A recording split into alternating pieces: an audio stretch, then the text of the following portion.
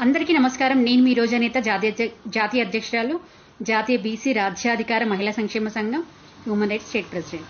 ఇవాళ మీకు మీ కుటుంబ సభ్యులందరికీ రోజెస్ డే శుభాకాంక్షలు. గులాబీ పూల దినోత్సవం. గులాబీ పూలు ప్రేమకి, స్నేహానికి, మంచి బంధానికి గుర్తుగా ఒకరినొకరు అభిమానిస్తూ ప్రేమగా ఇచ్చుకుంటారు. దేవుడి దగ్గర కూడా కొంతమంది పెట్టుకుంటారు. పువ్వే కదా అని చిలకన చేస్తే దాని కింద ఉన్న ముళ్ళు గుచ్చుకుంటాయి. అదే దాన్ని మనం సంతోషంగా చూస్తూ సంతోషిస్తే అది మనకి ఎంతో